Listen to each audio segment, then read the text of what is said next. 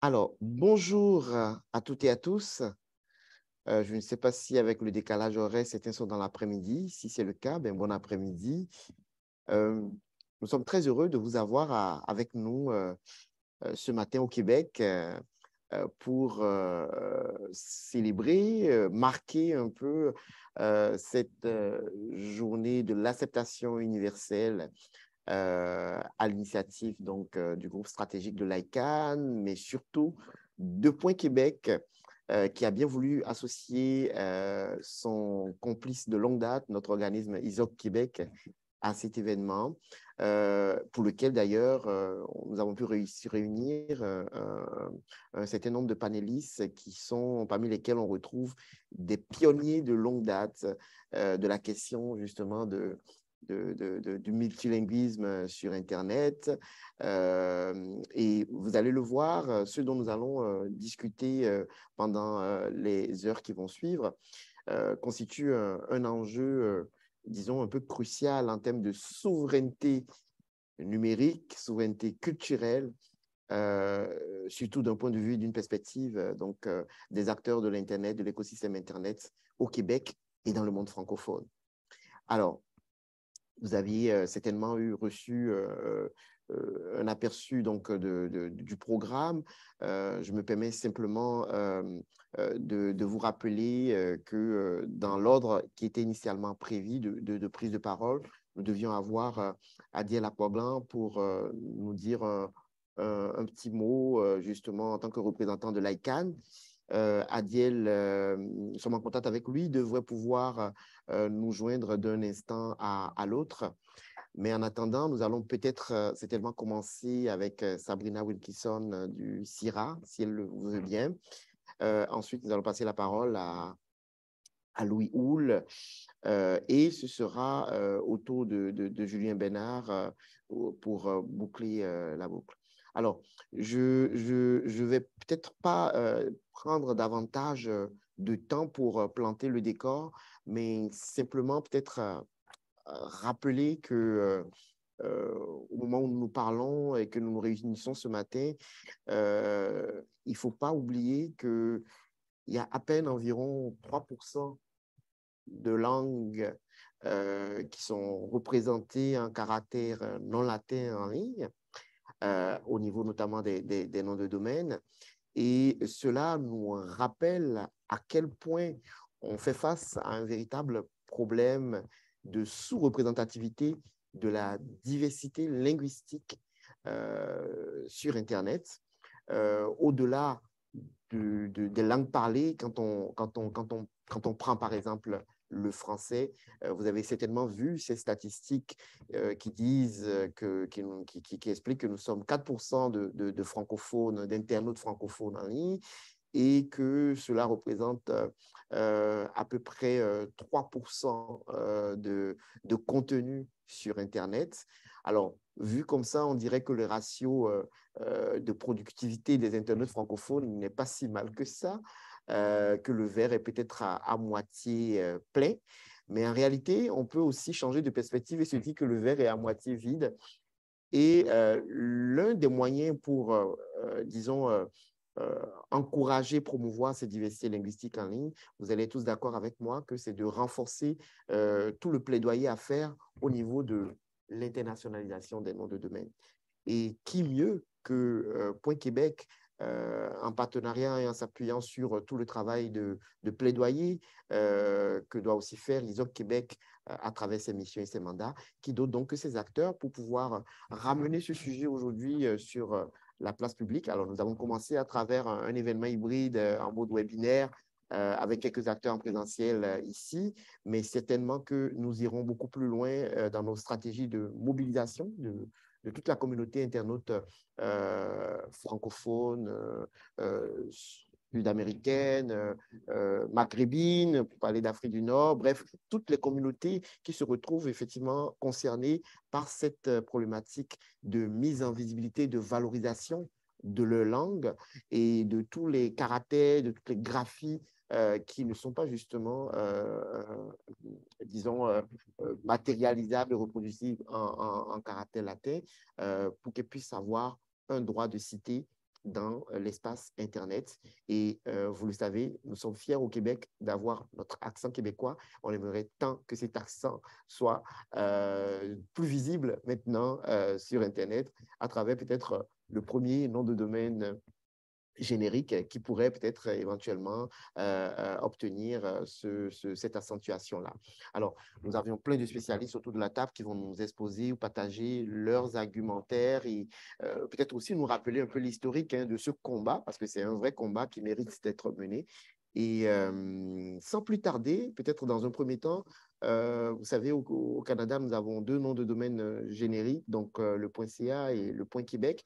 Et Sabrina Wilkinson, donc, de l'Autorité canadienne d'enregistrement Internet, qui a bien voulu accepter notre invitation en me faisant l'honneur d'être là ce matin, va certainement prendre la parole donc, en premier. À moins qu'Adiel, l'applaudant que je vois qui nous a rejoint en ligne et qui a peut-être un avion à prendre, nous confirme si le moment est bon, peut-être pour lui, pour intervenir d'emblée, d'entrée de jeu. Adiel, est-ce que tu nous reçois et est-ce que tu souhaiterais nous dire un petit mot? Oui, bonjour Destiny, comment vas-tu? Très bien. Je ne sais pas si vous m'entendez et qu'il n'y a pas beaucoup de bruit. Non, on t'entend très bien. OK. Alors, excusez-moi, je suis dans un endroit où il y a un peu de bruit parce que au niveau de l'heure, je crois que je me suis un peu mêlé les pédales. Mais merci pour cette invitation destinée et je suis content d'avoir tous mes collègues autour de la table et pouvoir parler de l'acceptance universelle au niveau du Québec. Généralement, c'est un sujet, quand on en parle, on oublie souvent d'engager les pays francophones et surtout les communautés francophones, parce que quand on parle d'acceptance Internet et des noms de domaine basés sur des caractères non ASCII, on voit tout de suite des langues beaucoup plus visibles, telles que peut-être le chinois, l'indien et d'autres langues, alors que au niveau du français, on a les mêmes problématiques, puisque les caractères accentués au niveau de l'IDN ne sont pas souvent utilisés et ne sont pas acceptés non plus. Donc, pour moi, voir que le Québec s'intéresse de plus en plus à la chose avec le point Québec et le point CA est une chose très intéressante pour nous au niveau d'ICANN de voir, et particulièrement pour moi, étant francophone aussi, et, basé à Québec. Alors, je vais pas m'étaler sur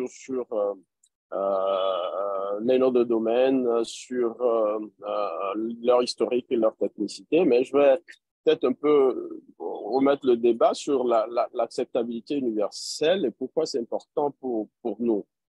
Alors, quand on parle pour nous au niveau d'ICANN, l'acceptabilité a deux volets. Il y a le premier volet qui est le volet IDN dont on a parlé tout à l'heure, donc à savoir les noms de domaine qui utilisent des caractères non ASCII. C'est un peu la partie la plus challenging, on va dire. Et nous avons le deuxième aspect de l'acceptance universelle qui est importante aussi, qui est l'acceptation des noms de domaine de la nouvelle génération de noms de domaine, c'est-à-dire des noms de domaine qui sont plus de 3 caractères et qui sont venus après la génération des nouveaux noms de domaine de 2012, donc bien après, qui aussi ont un problème d'acceptabilité, c'est-à-dire qui ne sont pas tout le temps reconnus dans les formulaires en ligne, ne sont pas reconnus. Et ça concerne tout le monde. Donc, pour nous, le Universal Acceptance Day, c'est de pouvoir mettre l'accent et la lumière sur ces deux aspects-là, parce qu'on ne peut pas parler de l'universalité de l'Internet si une frange qui utilise soit la nouvelle génération de noms de domaine ou des noms de domaine basés sur des caractères spéciaux ne peuvent pas utiliser l'Internet, ne peuvent pas s'enregistrer au niveau des formulaires, ne peuvent pas envoyer d'emails avec la même garantie d'être lus partout. Donc, la journée aujourd'hui, c'est mettre la lumière sur cette problématique-là et de deux, essayer on va dire, de définir un peu un canevas à travers lequel la communauté francophone aussi et québécoise particulièrement qui est intéressé par ces caractères accentués-là, il peut s'engager un peu plus et pourquoi pas être le porte-drapeau de ce dont on parle. Alors, au niveau des caractères spéciaux, il est clair qu'avec le développement d'Internet aujourd'hui, l'anglais n'est plus la langue par défaut. De plus en plus de communautés hors anglophones sont en ligne. Les contenus qui ne sont pas anglais deviennent beaucoup plus, on va dire, denses. Et à partir de ce moment, le besoin également de les identifier en utilisant des caractères qui sont non anglophones devient pertinent. Alors, on a aujourd'hui des noms de domaine qui sont représentés pour le français, ce qui nous concerne, avec des caractères accentués. Ça marche, c'est techniquement prouvé, établi. On a des noms de domaine également représentés dans d'autres langues qui utilisent ces caractères-là, en chinois, en arabe. Et par exemple, si on parle de l'arabe, la problématique est encore double parce que l'arabe se lit de droite à gauche, en plus du fait que ça s'écrit différemment. Donc, ça ajoute un challenge supplémentaire. Mais ces challenges-là sont résolus et là où nous voulons mettre plus d'efforts, c'est de pouvoir encourager les opérateurs, les utilisateurs, à savoir les développeurs d'applications, les gestionnaires du système, à pouvoir intégrer techniquement l'acceptabilité de toutes ces variantes, ces nouvelles variantes d'identifiants-là dans la façon dont leurs systèmes sont configurés, parce que c'est là où est le challenge. C'est que la plupart des systèmes font fi de ces caractères-là. C'était valide il y a quelques années, mais aujourd'hui, ce n'est plus valide.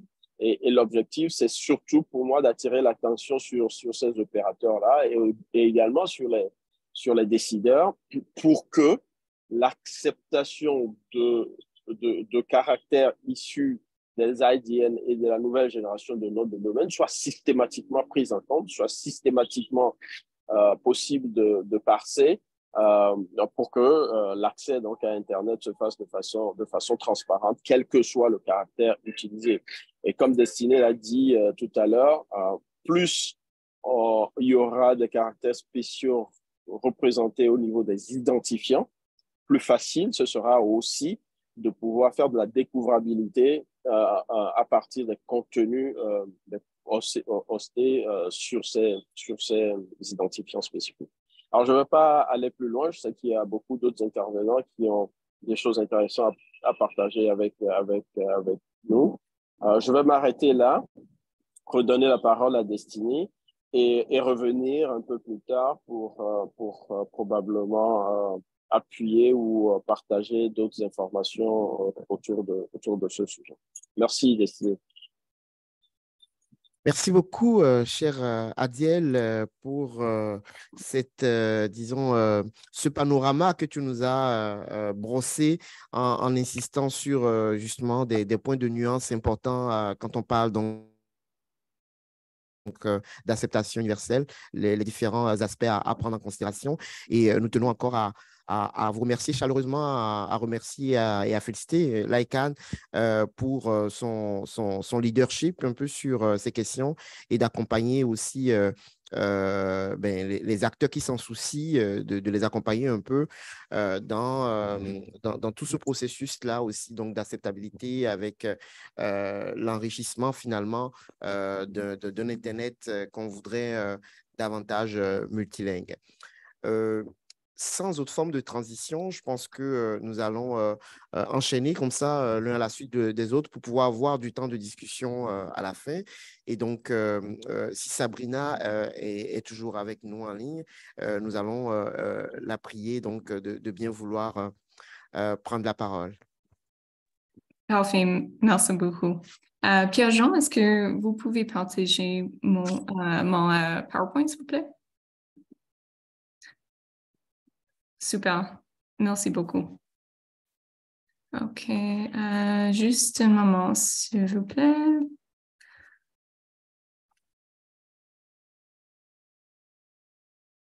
OK. Et Pierre-Jean, est-ce que vous pouvez commencer la présentation sur l'écran, s'il vous plaît?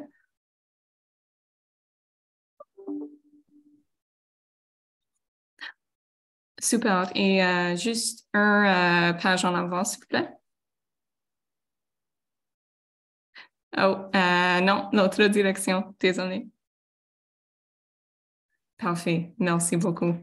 OK, super. Bonjour, je m'appelle Sabrina et je suis la responsable du programme du politique de CIRA.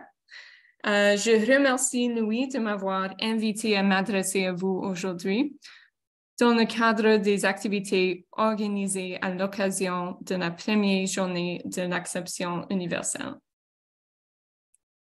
Comme vous pouvez l'entendre, je ne suis pas francophone, mais je suis toujours ravie de saisir l'occasion de parler français et merci de me donner l'occasion de parler avec vous aujourd'hui.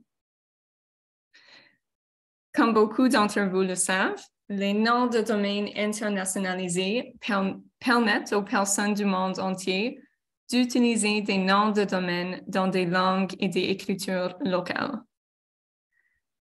Les IDN sont le mécanisme qui permet au DNS de reconnaître les noms de domaine contenant ces caractères lorsqu'ils sont saisis par les internautes. Ils constituent un élément essentiel de la façon dont vous et moi utilisons Internet.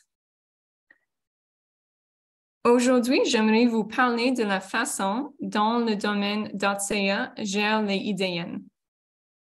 Plus précisément, j'aimerais vous expliquer comment il est devenu, ou CIRA est devenu bilingue, en permettant l'utilisation de caractères français dans ses noms de domaine.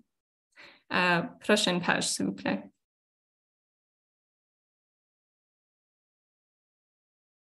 Super, merci. Donc aujourd'hui, j'aimerais aborder 3 points. Premièrement, les objectifs de CIRA en matière d'IDN et plus particulièrement l'utilisation des caractères français dans les noms de domaine canadiens ou .ca. Deuxièmement, la manière dont nous avons finalement décidé de gérer ces caractères dans nos noms de domaine. Et troisièmement, quelques informations sur la façon dont les domaines .ca en français sont utilisés aujourd'hui et sur la façon dont vous pouvez promouvoir leur utilisation.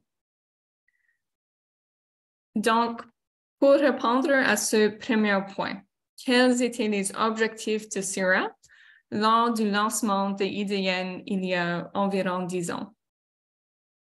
Bien, ils étaient très variés. Ils comprenaient la reconnaissance du fait que nous devions donner aux titulaires la possibilité d'enregistrer des noms de domaine correctement en français, l'une des 2 langues officielles du Canada.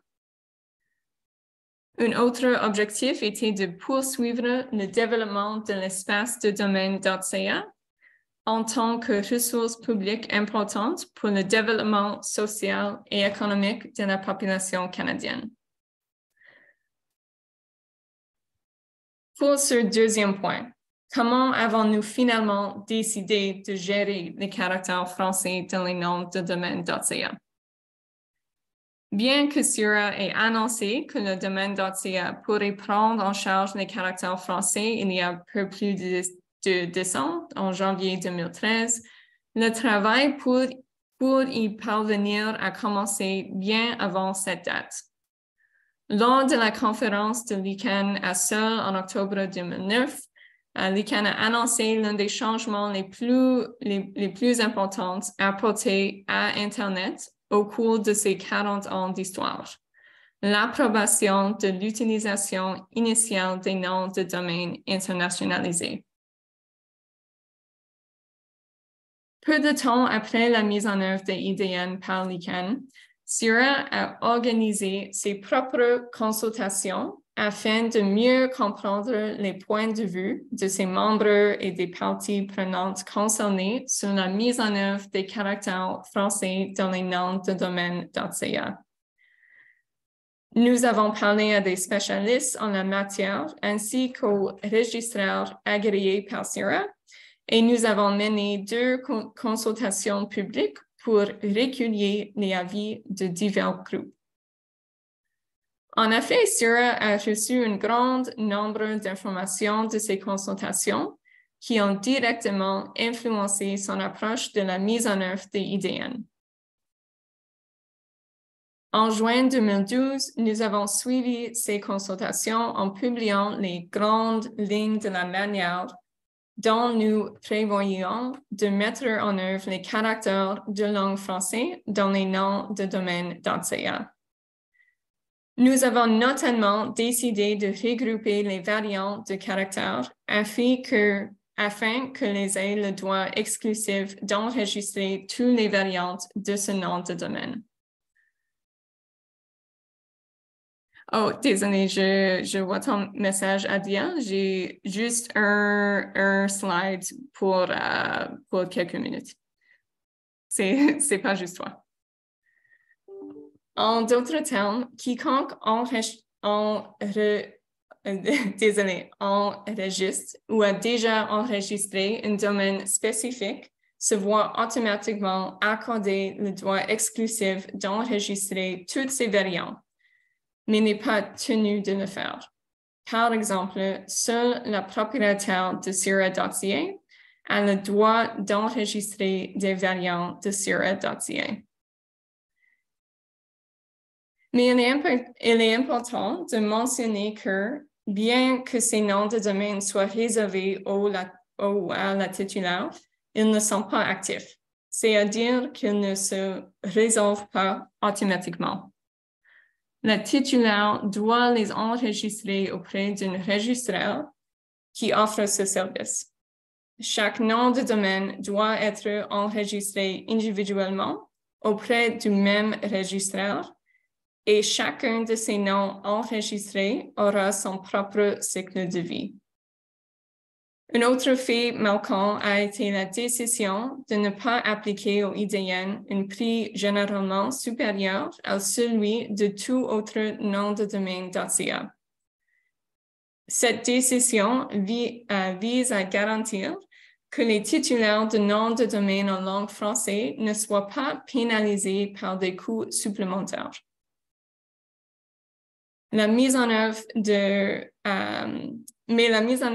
l'utilisation des caractères français dans les noms de domaine .ca a été un processus beaucoup plus difficile et complexe qu'il n'y paraît à première vue. Prochaine page, s'il vous plaît. Super, merci.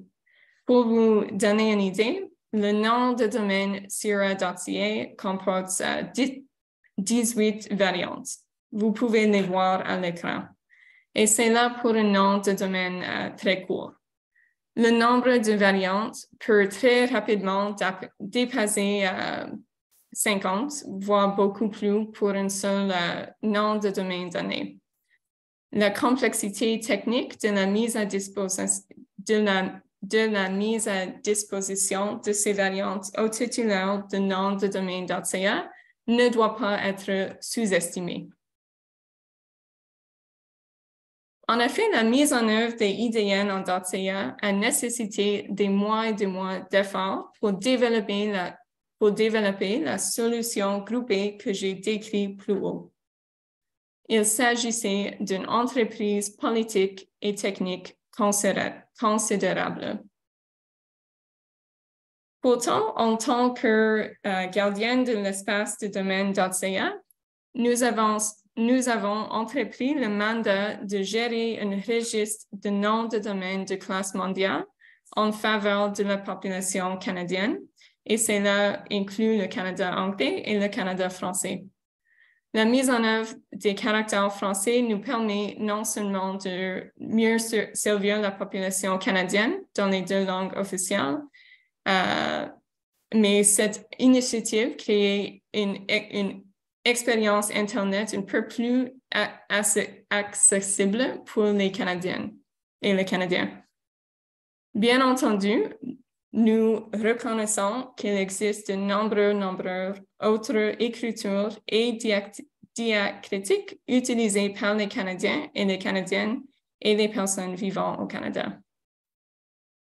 Donc, je viens au troisième point que j'ai soulevé au début de cette présentation. Où en sommes-nous aujourd'hui? À la fin de 2013, nous comptions à peu près 400 noms de domaine IDN enregistrés. Et à la fin de 2015, il y a à peu près 700. So 400 en 2013 et à peu près 700 en 2015. À l'heure actuelle, nous avons environ 2000 domaines IDN, dont 65% sont enregistrés au Québec et à peu près 24% en Ontario et le reste ailleurs dans le pays. Donc aujourd'hui, je vous ai parlé de la façon dont le domaine .ca est devenu bilingue. Si vous ne l'avez pas encore fait, je vous encourage à profiter de cette initiative majeure et de ces résultats en enregistrant votre propre nom de domaine en français, votre propre nom de domaine .ca en français. Donc, j'ai utilisé mon temps aujourd'hui, mais prochaine page, s'il vous plaît. Je vous encourage à envoyer toutes vos questions à mon email qui est sur l'écran. Et merci beaucoup pour votre temps.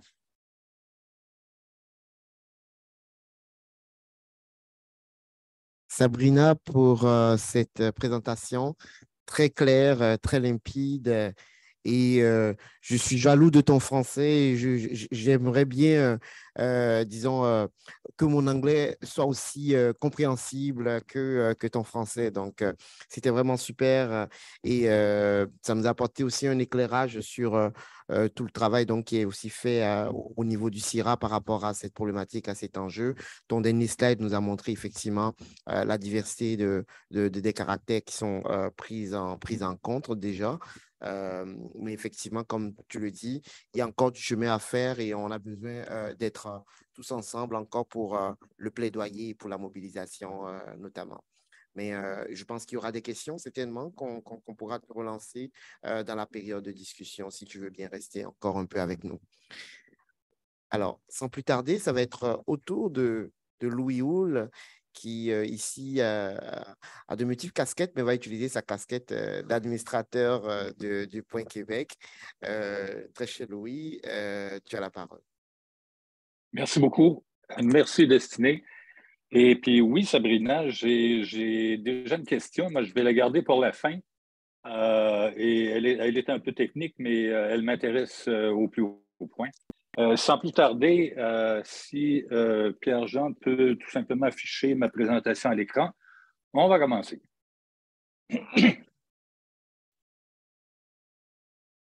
Alors, ben voilà, on peut sauter à la deuxième page. Oups. Oui, voilà, c'est le mot bienvenu. Vous savez, il y a de nombreuses personnes dans le monde qui ne peuvent pas vraiment profiter des avantages de l'Internet pour des questions de langue. On sait qu'il y en a qui ne peuvent pas utiliser de nom de domaine ou d'adresse électronique dans leur langue. Et puis, on va voir aujourd'hui avec quelques exemples que je vais vous fournir, des exemples probants avec un S. Pourquoi c'est important de pouvoir utiliser le français dans les courriels et les adresses web et les nombreux défis à relever. Puis je pense que Sabrina en a souligné un avec beaucoup de doigté tout à l'heure et beaucoup d'à propos. Alors, prochaine page, s'il vous plaît. Tim Berners-Lee, monsieur World Wide Web, a écrit il y a quelque temps que le web, ce n'est pas juste de relier des machines, mais c'est surtout de relier des gens. Et je pense qu'à cet égard, quand on oublie que l'Internet sert aux gens et non aux machines, quand on l'oublie et qu'on fait primer la technologie, ben, on se prive de culture et on se prive de relations humaines dans toutes les langues. Le langage sert autant à construire des relations en ligne que hors ligne aussi.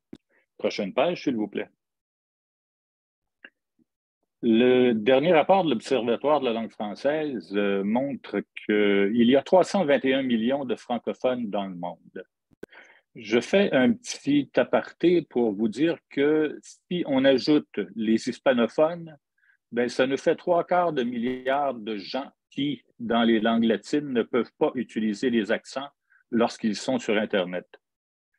Bon, en étant prêts pour l'accès universel, les utilisateurs vont bénéficier de beaucoup d'avantages, dont ceux-ci. L'accroissement de la capacité à accéder et à se connecter au commerce électronique, aux communautés locales, au gouvernement, conformément aux accords du sommet de Djerba sur la stratégie numérique française 2022-2026. Aussi, le rayonnement et la prolifération des traditions culturelles à travers la langue, conformément à la Convention de l'UNESCO sur la promotion et la protection de la diversité culturelle, grâce aux avantages économiques et sociaux de la diversité et de l'ouverture de l'Internet. Prochaine page, s'il vous plaît.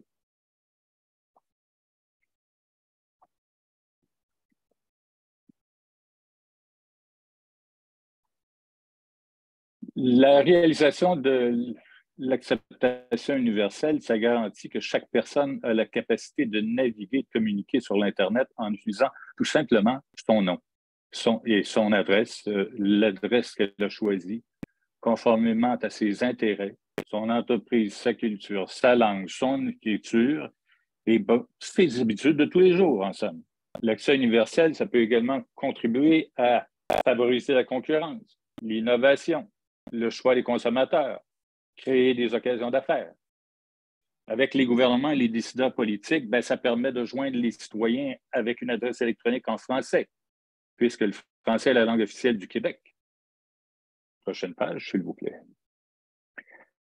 Pour ceux qui voudront satisfaire un peu leur adresse électronique, je vous invite à mémoriser ou cliquer sur cette adresse, ou en tout cas vous en souvenir. Vous pourrez toujours faire un copier-coller pour vérifier si votre adresse est universelle. Prochaine page, s'il vous plaît. Dans le cas qui m'occupe, registre.québec, oui, elle est universelle, mais cependant, comme il a été dit auparavant par Adiel, ça ne veut pas dire que la chaîne au complet va accepter ces noms, votre nom de domaine, et qu'elle va apparaître comme une adresse électronique internationalisée en bout de piste. Alors, je suis certain que Julien va y revenir un peu plus tard dans sa présentation. Prochaine page, s'il vous plaît. Alors, donc, il y a des intermédiaires possibles entre votre serveur de courriel puis votre destinataire, l'hébergeur, service web, courrieleur, système existant, les legacy systems qui ne bougent pas très, très vite. Et certains services prendront un certain temps à devenir compatibles, IDN pour le web comme pour les courriels, mais le train est en marche depuis longtemps, comme l'a souligné Sabrina. Alors, plus d'explications, comme je le disais, avec Julien un peu plus tard. Prochaine page. Les noms accentués francisés. Écoutez, Mélanie Joly, ministre, hein, je suis certain que ce n'est pas Mélanie Joly qu'on voit sur son passeport, Madame la ministre. Ça prend un accent. François Legault, ça prend un CD. C'est la même chose pour Jean-François Roberge, Yves-François Blanchette, François-Philippe Champagne et tous les noms qui sont des membres élus de nos gouvernements. Alors, ce sont autant d'adresses courriels dont est retranchée la caractéristique francophone. Prochaine page, s'il vous plaît. Les signes diacritiques en français. Ben, vous les voyez tous, puis vous avez vu comment Sira a dû procéder pour, comment dire, être sûr que Sira était véritablement protégé du côté des signes diacritiques. Vous savez, en principe, les signes diacritiques, ça sert à différencier des homonymes. Je crois que tu crois. Je crois que tu crois, croyance. Mais je crois que tu crois que tu grandis. Et une croix avec un X pour le différencier des deux autres. Et mais voilà, ce sont des mots qui se prononcent exactement de la même façon. Prochaine page, s'il vous plaît. Il y a aussi les homophones et qui ont des sens soit différents, soit identiques.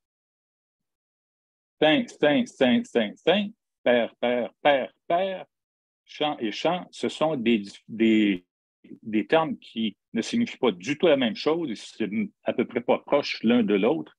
Ils se prononcent exactement de la même façon, puis ils s'écrivent différemment. C'est un autre exemple. Prochaine page, s'il vous plaît. Une chaîne de vélo, ça pourrait être même une chaîne de montagne, chaîne stéréo, chaîne télé, pomme de douche, pomme Melba. Alors, on sait que les homographes, dans une adresse pomme, qu'est-ce que ça voudrait dire ou juste on n'est pas sûr? Prochaine page, s'il vous plaît. Un accent, ça peut changer la signification d'un terme. Tâche et tâche, voilà. Un accent circonflexe, ça va changer la signification de ce qui pourrait vouloir dire complètement autre chose, le mot tâche. Dans une adresse web, c'est presque les homophones peuvent signifier deux types de services fort différents. C'est la même chose avec tâcher, tâcher. Bon, ça peut être un nom de famille, ça peut être un service, ça peut être autre chose. Prochaine page, s'il vous plaît. Le verbe « je pêche » et « je pêche ». Je pêche le jour. Je vais à la pêche, je pêche le soir. Est-ce que je commets des gros péchés? Et si mon adresse électronique est pêche du jour, il faut être sûr que finalement, ce sera le bon accent qui sera dans votre adresse. C'est important, les accents en français? Bien sûr. Prochaine page, s'il vous plaît. Les adresses et les noms de famille. Ça, c'est un dilemme. J'ai pris ici un exemple qui est véridique, mais j'ai changé un certain nombre d'éléments pour qu'on ne puisse pas, évidemment, faire de rapprochement avec la personne dont il est question. Il s'agit d'une personne qui a un prénom accentué, un nom de famille accentué, et j'ai changé le nom du site web pour Jingle en utilisant .Québec. Vous savez que finalement, il y a plusieurs interprétations qui pourraient être faites ici parce que le nom coté, ça signifie autre chose qu'une cote en bourse ou un site de paris sur des matchs de hockey. Il ne faudrait pas non plus le confondre avec cote de maille, qui se prononce de la même façon. Prochaine page, s'il vous plaît. C'est un exemple que j'aime beaucoup parce que salted fish, c'est ce que j'ai présenté dans mes interventions auprès d'anglophones. Ça se traduit par poisson salé avec l'accent. Mais sans accent, qu'est-ce que ça veut dire? Prochaine page, s'il vous plaît. C'est un défi sur le web, mais l'UA ouvre la porte à toutes les langues du monde. Notamment pour les langues autochtones, l'utilisation de l'alphabet latin offre des perspectives inédites pour faciliter la communication dans sa langue et pour faciliter l'essor des cultures. Il y a des défis importants qui subsistent. Prochaine page. Parlant de langue latine, hier, c'était la journée internationale des langues autochtones. Et puis, ce que l'on peut dire, c'est que dans les langues autochtones, il y a des gens qui se réunissent ensemble au Canada, au Québec, pour essayer de tendre la main aux peuples autochtones parce qu'il est possible dorénavant d'utiliser les IDN et les EAI pour aider les gens à correspondre entre eux dans leur langue. Alors, des remerciements à l'équipe de Universal Acceptance et un salut particulier à Bill Joris et Glenn McKnight du Marello, le North American at Large Organization, qui défend les intérêts des utilisateurs de l'Internet, et Bibi Rukaya, qui est probablement la plus récente membre de ISOC Québec et qui participe à l'effort autochtone de l'UA. J'ajoute à la liste que vous voyez ici, grâce d'ailleurs à Bibi, les Micmacs qui vont se joindre à ce groupe que l'on va vouloir contacter pour leur tendre la main. Alors, merci beaucoup. Si vous avez des questions, je suis ouvert. Merci beaucoup, Louis, pour cette présentation très édifiante avec beaucoup d'exemples concrets à l'appui qui nous permettent de davantage aussi cerner le problème en profondeur avec les différentes situations d'ambiguïté qui peuvent se poser si nous n'adressons pas cette question. Et donc, on te remercie vraiment pour ta présentation. On a des questions justement à te poser et on a hâte d'être à la période de questions pour pouvoir faire un véritable tour de table avec micro ouvert pour tout le monde ici présent. Oui, si je puis me Oui. permettre, Destiné, c'est que quand je parlais de la Journée internationale du livre et du droit d'auteur, OK, Oui. par l'UNESCO, et c'est la Journée internationale, c'est le 23 avril, et cette année, c'est la célébration de la littérature autochtone. J'aurais dû être plus précis tantôt. Très bien, merci pour la précision. Effectivement, il y a beaucoup de fils à tirer du côté de l'UNESCO par rapport à tous les enjeux de promotion de la diversité des expressions culturelles. Tu as mentionné la convention dans ta présentation, mais avec ISO Québec, on fait aussi un travail auprès de l'Organisation internationale de la francophonie, notamment la direction de la francophonie numérique. Tu as mentionné la stratégie qui vient d'être adoptée de 2022 à 2026, qui met aussi l'accent sur la dimension gouvernance d'Internet et comment on peut faire en sorte que les principes de gouvernance d'Internet aillent davantage dans le sens d'une diversité linguistique en ligne. Et je pense qu'on a des oreilles attentives qui pourraient se prêter à nous si nous venions avec un discours aussi clair et bien argumenté, un peu comme tu l'as fait. On s'en reparle peut-être tantôt dans la période de discussion par rapport aux étapes d'après. Nous allons céder à présent la parole à Julien Bénard, directeur conseil chez Cofomo, qui nous a fait aussi l'honneur d'être présent, d'avoir accepté l'invitation de Louis et de Point Québec. Julien, nous avons hâte de t'écouter. Oui, merci Destiny. Merci à tous pour l'invitation. Puis merci pour les présentations qui étaient très intéressantes. Est-ce que Pierre-Jean, tu pourrais partager ma présentation?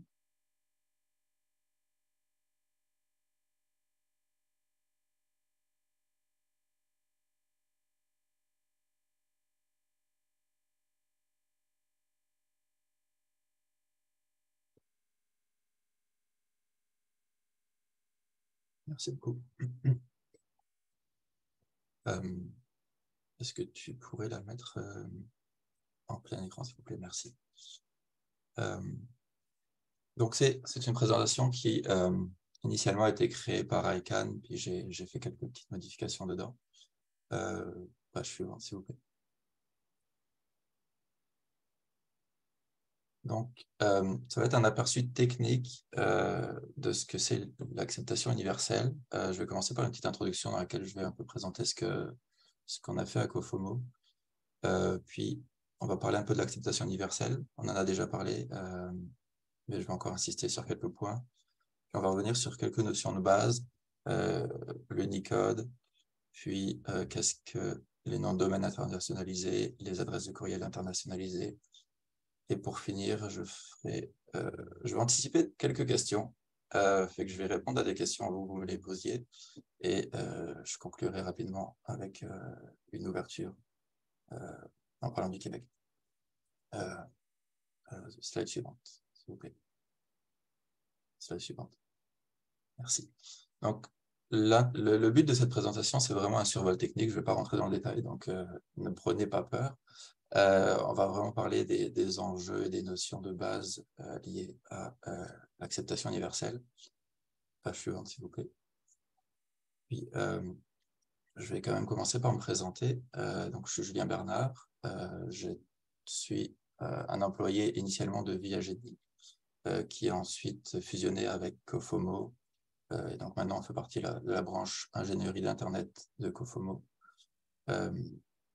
Donc, à Cofomo via Genie, j'ai participé à plusieurs projets en lien avec les noms de domaine. L'équipe a réalisé énormément de projets liés aux noms de domaine avec une grande expérience sur UA depuis plusieurs années. On a notamment fait des travaux sur ce qu'on appelle Alger Toolset, qui est un outil qui permet de savoir si des noms de domaine de premier ou second niveau vont être valides.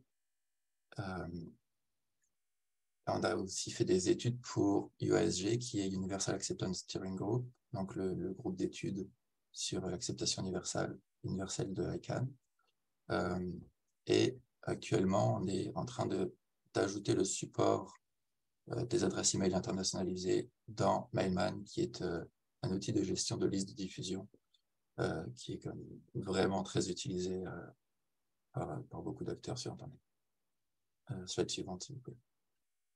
Slide suivante, s'il vous plaît. Merci. Donc, on va refaire un petit aperçu de l'acceptation universelle. On a déjà vu beaucoup de choses, donc je vais passer assez rapidement, mais je vais quand même insister sur certains points, notamment que l'acceptation universelle, son intérêt, c'est d'avoir un Internet inclusif pour que toutes les langues et scripts supportés par le DNS soient traités indépendamment et de manière égale par tous les systèmes, par les applications, quel que soit l'appareil que vous utilisez. Page suivante, s'il vous plaît. Et donc, l'importance de l'acceptation universelle, c'est vraiment d'atteindre les gens, de servir leurs intérêts, de les représenter avec leur langue et leur culture. Page suivante, s'il vous plaît. Donc, le but, finalement, d'accepter les IDN et les adresses de courriel internationalisées, c'est que ces adresses soient valides sur toutes les applications logicielles pour avoir un impact au niveau des consommateurs, des citoyens, des utilisateurs d'Internet en somme. Page suivante, s'il vous plaît. Alors, quand on parle de nom de domaine et d'adresse de courriel, on a plusieurs catégories. Donc, on va parler de nom de domaine internationalisé et adresse de courriel internationalisée. À partir du moment où on va avoir des caractères non ASCII, c'est-à-dire alphabet standard, non alphabet standard latin qu'on connaît, dans ces noms de domaine ou ces adresses de courriel. Donc, on a des exemples qui sont ici là avec des caractères, par exemple chinois ou arabes. L'acceptation universelle est un peu plus large que ça parce qu'elle va aussi englober les nouveaux noms de domaine, ce qui soit court en 3 lettres, par exemple, qui ont été ajoutés il y a quelques années, ou plus longs, qui ont été ajoutés par la suite. Parce qu'il y a aussi un problème pour accepter ces noms de domaine, comme Adiel en a parlé précédemment. Page suivante, s'il vous plaît. Aussi un petit état, une étude qui a été faite par UASG, où on voit les problèmes d'acceptation des adresses de courriel internationalisées. Si on regarde là, ce qui est le plus accepté actuellement, ce sont les noms de domaine qui sont en ASCII, mais qui sont quand même concernés par l'acceptation universelle parce que ce sont des nouveaux noms de domaine. Donc, il y a les nouveaux cours. Ils sont presque supportés à 100%. Ce n'est pas le cas encore, mais ça veut dire que possiblement, il y a des systèmes qui ont des listes statiques de noms de domaine qui n'ont pas été mis à jour, qui ne supportent pas certains nouveaux noms de domaine. Je dis nouveaux, ça fait quand même quelques années qu'ils sont là. Puis ensuite, on a ajouté des domaines plus longs, donc ça pourrait vouloir dire qu'un système va valider la taille d'un nom de domaine, puis rester sur les anciens standards qui étaient de 2 ou 3 lettres. Puis ensuite, on commence à avoir des caractères internationalisés. Là, on voit que le support baisse drastiquement. Quand le nom de domaine est internationalisé, on arrive à 50%. Puis ensuite, quand on commence à avoir des parties locales dans une adresse de courriel, on tombe en dessous des 20%. Donc, il y a encore beaucoup de travail à faire pour que les adresses de courriel soient internationalisées, soient vraiment acceptées sur Internet aujourd'hui. Page suivante, s'il vous plaît. Quand on a un programmeur, on a l'USG a élaboré 5 piliers pour accepter les IDN et les adresses de courriel internationalisées dans un logiciel. Alors, le premier pilier est d'accepter, c'est-à-dire qu'un utilisateur doit pouvoir saisir des caractères avec sa langue ou son script. Ensuite, le système doit être capable de les valider. À partir du moment où on a de l'Unicode, on ne doit pas considérer que c'est invalide, on doit les accepter pourvu qu'ils soient effectivement valides. Ensuite, on doit être capable de les traiter. Toutes les opérations qui sont effectuées doivent être capables d'être effectuées avec des caractères Unicode. On doit aussi les stocker, pouvoir les conserver en base de données. Et ce qu'on écrit en base de données doit être la même chose que ce qu'on va lire plus tard. Et puis finalement, quand on doit afficher les noms de domaine ou les adresses de courriel internationalisées, on doit les afficher avec les caractères Unicode pour que l'utilisateur puisse les lire dans son propre langue et script. Page suivante, s'il vous plaît. Là, on va voir un enjeu de UA, c'est que ça touche à toute la pile technologique, ça touche au système très largement, que ce soit des sites web, que ce soit des moteurs de recherche, que ce soit votre navigateur. Dans la pile logicielle, il y a les langages, il y a les frameworks, votre système d'exploitation également, faut qu'il supporte. Et aussi au niveau des normes, il y a encore des normes utilisées sur Internet actuellement qu'ils ne supportent pas. Donc c'est vraiment toute la pile technologique qui doit être adaptée. Page suivante, s'il vous plaît. Louis en a parlé un peu dans sa présentation. Quand on envoie un courriel, on a plusieurs clients et serveurs qui sont impliqués. Donc quand vous envoyez votre courriel, il va passer par des serveurs puis être transmis pour arriver à votre destinataire. Et si dans cette chaîne, un des serveurs n'est pas compatible avec l'internationalisation des adresses de courriel, le courriel ne va pas se rendre au destinataire. Donc, on voit aussi un autre enjeu, c'est que vraiment, même si vous êtes prêt, il faut vraiment que l'Internet soit prêt à ça. Donc, il faut vraiment toucher à tous les systèmes et tous les acteurs de l'Internet. Page suivante, s'il vous plaît. Maintenant, on va partir un petit peu sur la base du support des caractères internationalisés, en revenant sur les fondamentaux Unicode, puis quelques définitions. Donc, finalement, qu'est-ce qu'on appelle des caractères ou des jeux de caractères? Quand on a un mot, donc on va avoir ce qu'on appelle une chaîne de caractères. Donc, tout ça est formé de caractères qui soient ASCII avec des caractères de l'alphabet latin comme Hello, qu'on peut voir ici. Je ne serai pas en mesure de vous lire les autres, mais on voit que une chaîne de caractères, ça peut être aussi des caractères qu'on n'est pas capable de lire si on ne parle pas certaines langues, qu'on ne lit pas certains scripts. Donc les caractères, ça va être des lettres, des chiffres, des caractères spéciaux, la ponctuation par exemple, ou des symboles mathématiques.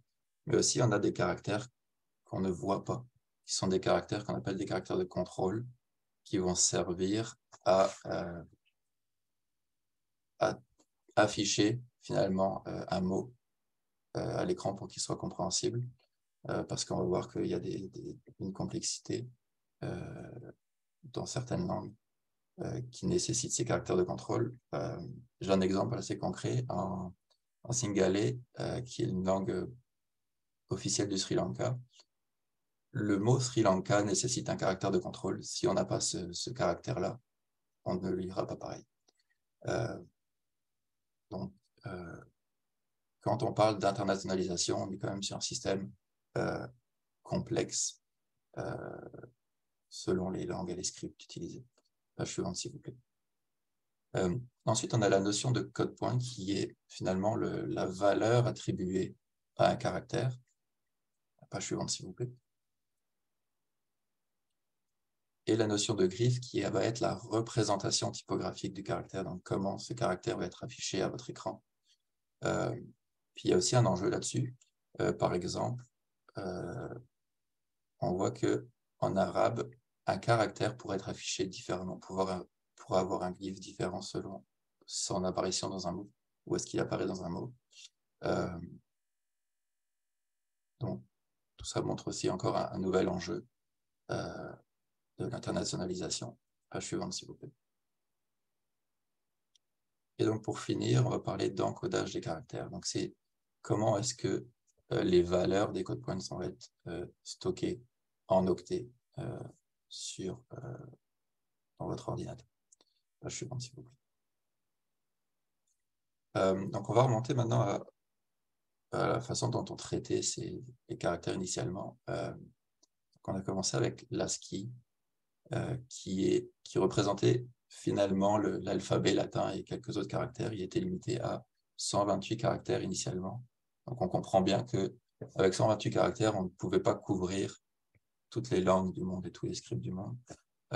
Si on prend juste l'alphabet latin, on prend les lettres minuscules, les lettres majuscules, un peu de ponctuation, les chiffres, on se rend compte qu'on atteint déjà assez vite les 128 caractères avec très peu de caractères spéciaux. Page suivante, s'il vous plaît. Donc, c'est là que la norme Unicode est entrée en jeu. Le but, c'est de représenter toutes les langues du monde. Puis, ça va même au-delà. Par exemple, les emojis font partie d'Unicode. Page suivante, s'il vous plaît. Dans le système des noms de domaine, il y a plusieurs implémentations d'encodage Unicode. Et celui qui nous intéresse pour les noms de domaine, c'est UTF-8. C'est donc la façon dont on va stocker les caractères en octets. Je ne vais pas rentrer plus dans le détail technique. Page suivante, s'il vous plaît.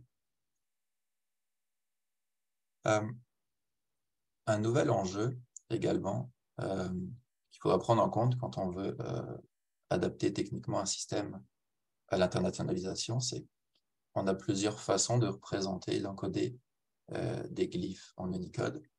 Alors, avec un exemple très concret, le E accent grave peut être représenté comme une seule valeur Unicode qui représente le accent grave, mais ça peut être représenté aussi comme deux valeurs Unicode, le E et l'accent grave tout seul. Ça sera affiché à l'écran de la même façon, mais ça sera stocké différemment dans votre système. Ce qui veut dire qu'on va introduire une nouvelle notion qui est la normalisation pour être capable de, au sein du système, de faire en sorte que ces deux façons de représenter le accent grave soient stockées, soit identiques, soit considérées comme identiques. Page suivante.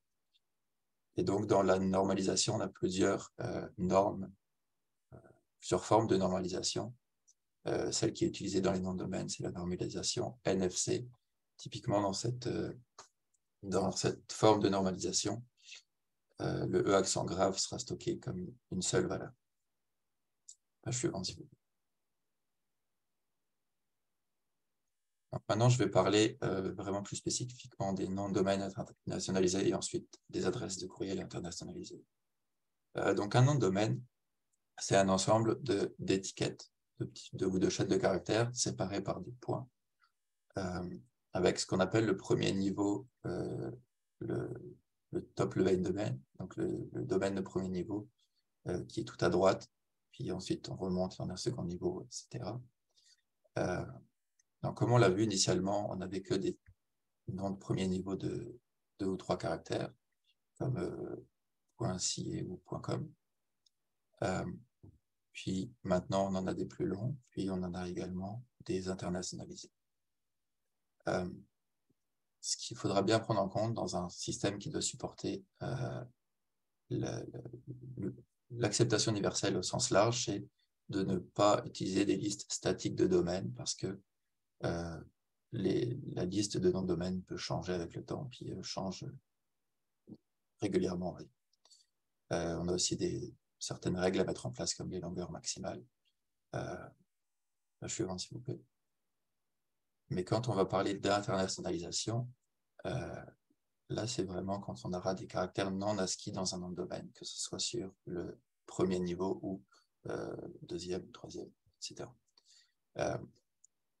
Comment est-ce qu'on va traiter ces noms de domaine dans un système, dans un logiciel qui veut les traiter?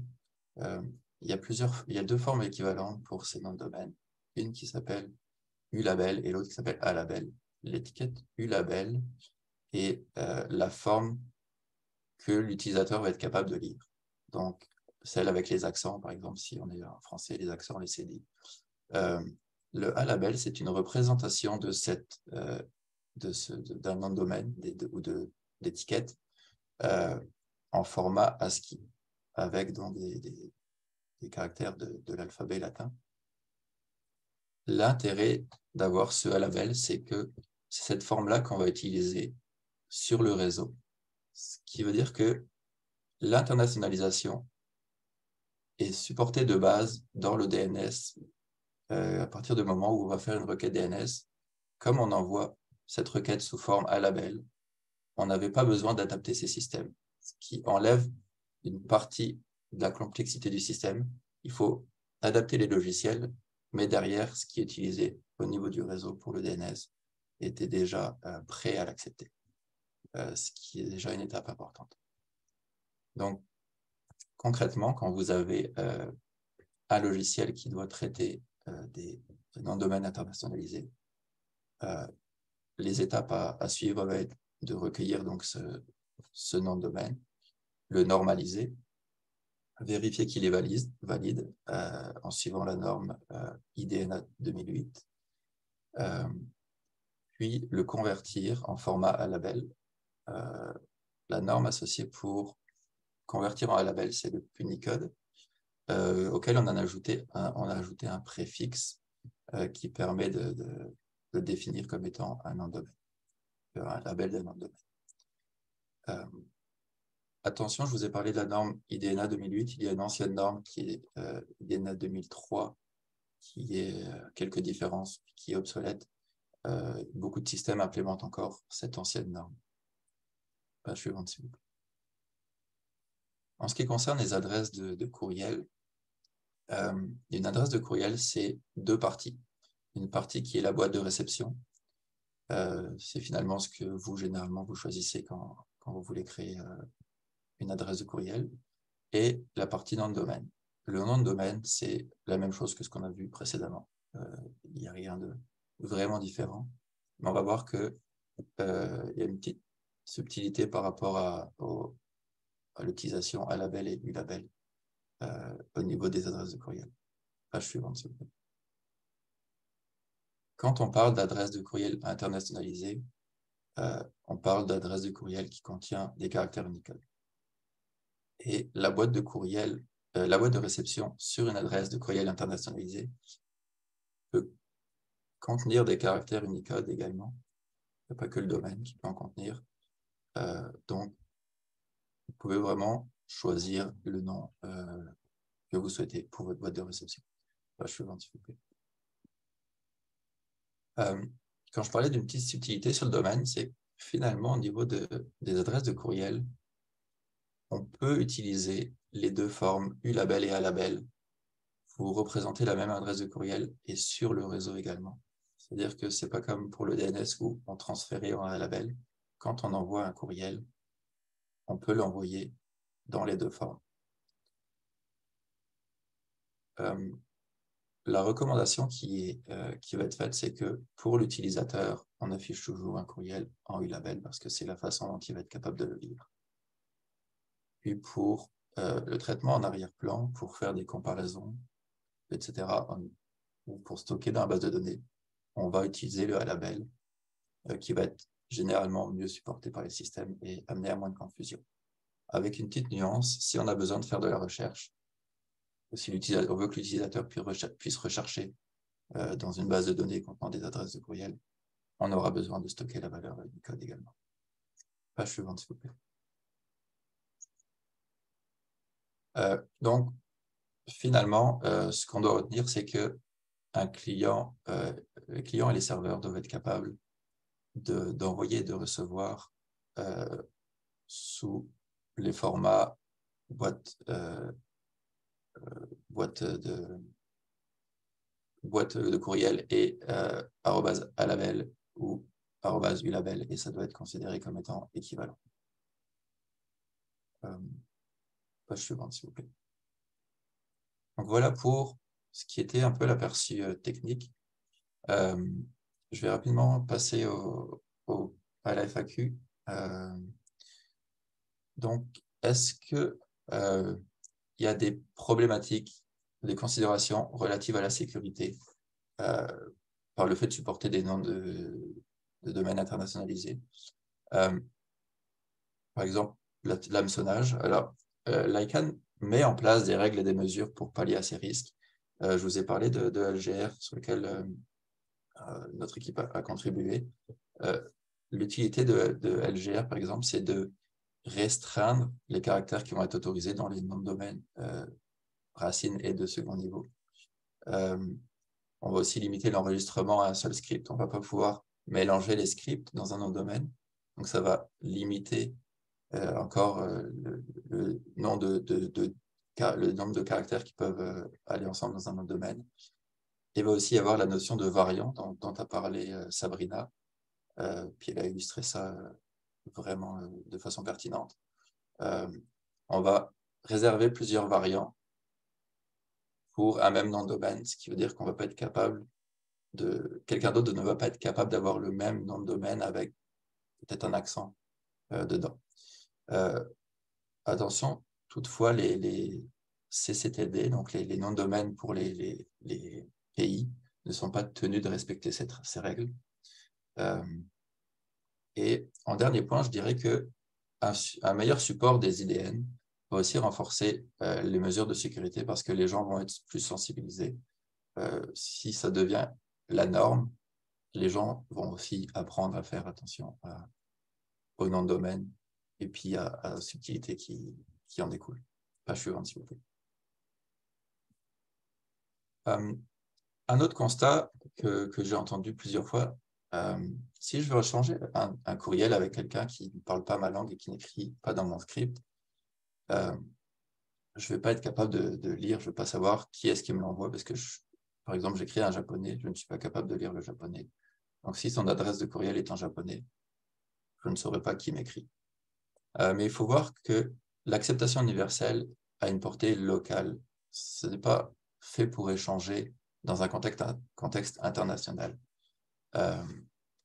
Donc, ce qu'on veut vraiment apporter avec ça, c'est améliorer l'accès des personnes à des services locaux.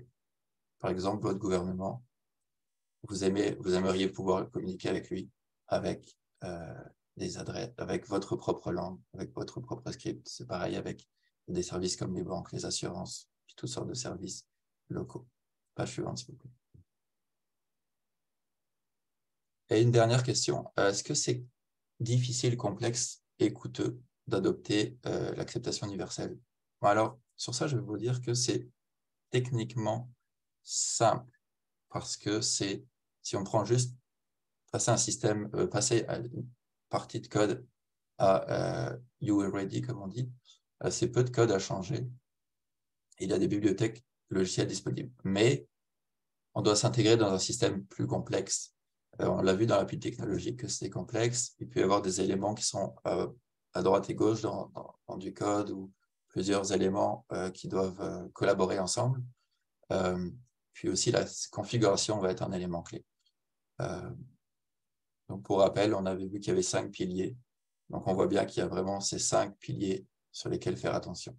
Donc, la complexité est plutôt là-dedans que dans le fait de simplement mettre une partie conforme à la suivante, s'il vous plaît. Donc, je vais conclure rapidement. Désolé, je dépasse un peu, Destiny.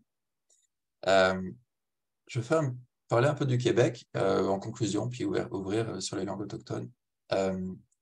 Donc, comme l'a dit Louis, c'est important pour le français UA. On le voit beaucoup pour des langues et des scripts asiatiques ou arabes, où vraiment l'écriture est non ASCII.